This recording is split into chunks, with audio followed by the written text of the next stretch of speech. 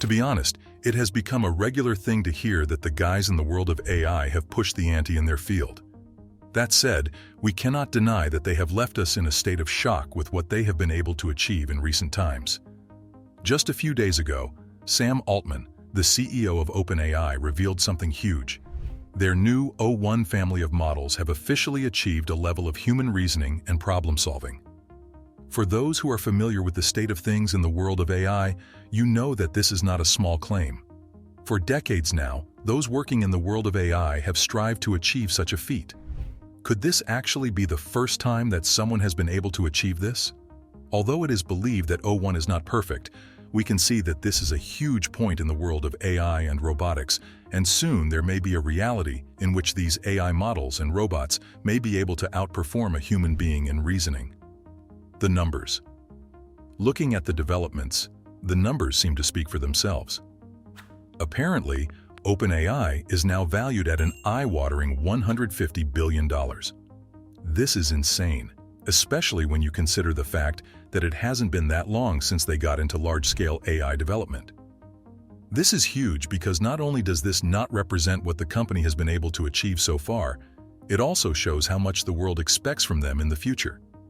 With that in mind, it is intriguing to watch as the guys at OpenAI don't disappoint us. They have even gone as far as announcing that we should expect some unpredictable progress in the future. Looking at what we've been talking about so far in this video, it's clear that they were not mucking around. Altman is so encouraged by what he has seen so far that he believes that the gap between O1 and the next model expected by the end of 2025 will be as big as the gap between GPT Turbo and O1. What's under the hood? Looking at what is going on, it looks as though the advancement in AI may not be experienced linearly.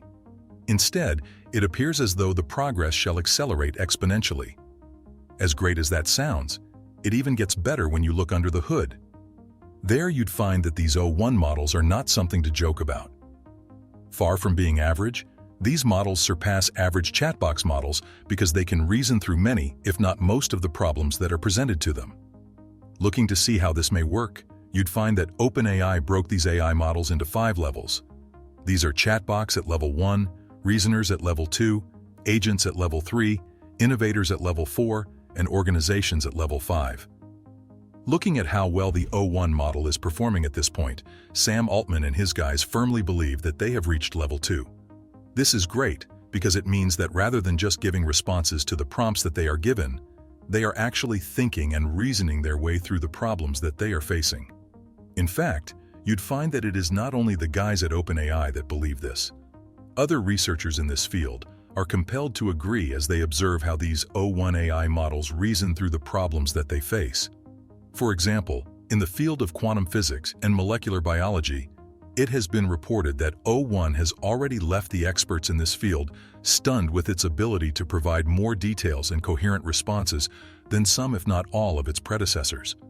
This seems to be the general consensus, with experts in molecular biology have commented on how O1 has surpassed the limits that have been set for LLMs. With that in mind, it looks like O1 has represented itself as the proof that O1 may be the one to achieve that higher level of reasoning. That said, it still has some issues like how it only scored 7.7% on the Psycode leaderboard. This is not great as this is supposed to be the benchmark set for scientific problems based on Nobel Prize-winning research models. Looking at it now, it appears that although it may be able to reason through some of these problems, it may struggle to come up with complete solutions. With that in mind, there are talks that Psycode may be more appropriate for level 4 innovators rather than level 2 reasoners like O1. As such, it should come as no surprise that O1 models did not perform so well with Psycode. Looking at what is going on today, though, it looks as though O1 has gone further and beyond than some humans that are walking around today. For example, it appears that O1 took the LSATs and destroyed it. It seems to be so great at what it does that even Mensa saw it fit for entry a decade or two earlier than predicted in 2020. With this level of progress coming into play, it is clear that O1 models are capable when it comes to their level of reasons. What comes to mind is what may come next. As such, we may look at level 3 agents and how they may be able to make decisions in the real world without the need of human intervention. It is believed that these Level 3 agents should be in the public domain by 2025. As ambitious as this may sound, this may prove to be a reasonable estimation of time because of how rapid these AI models seem to be developing. With that being said, there are some important things that need to be achieved before this is possible. One of the most important of these factors is self-correction. For a Level 3 agent to be fully functional, an agent needs to have the ability to correct its own mistakes in real time. This is of utmost importance because if people are going to trust an AI agent with difficult tasks and projects, such as managing finances, they are going to have to know that it is truly able to fix its own errors. If the guys at OpenAI can actually pull this off, this will be unbelievable, and they may be able to add several billions to that $150 billion estimation. Home robots. Looking at what to come in the future, it may make sense to look at something that may be more achievable in the future. Take a look at a 1X robot. Apparently, this humanoid-looking robot is set to enter into production anytime soon. This is an exciting time to see because this is no normal home robot. Not only can it autonomously unpack groceries, it can also engage in conversations with their owners. As amazing as this may be, this has proven to be unsettling to some that think about what may be possible in the future. This is because those in the world of AI have noticed the emergence of hidden subgoals, such as survival, within these AI models. In fact, it is believed that about 80% to 90% of these AI models will develop this subgoal of self-preservation as they are being developed. As daunting as this may sound, this seems natural because if these AI models are going to complete a task, it needs to remain activated until it completes said task. This is where the survival instinct comes into play. As we watch as these AI models are being used in combat situations these days, we are forced to wonder about the speed in which AI operates as well. This gives it an edge over humans already, and as such, you cannot help but wonder about what may happen with these AIs when they decide that it may be best to get rid of humans once and for all.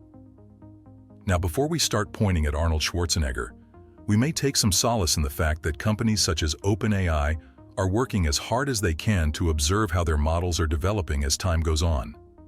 That said, this is easier said than done because the more developed these models become, the more difficult it is for us to understand how they think.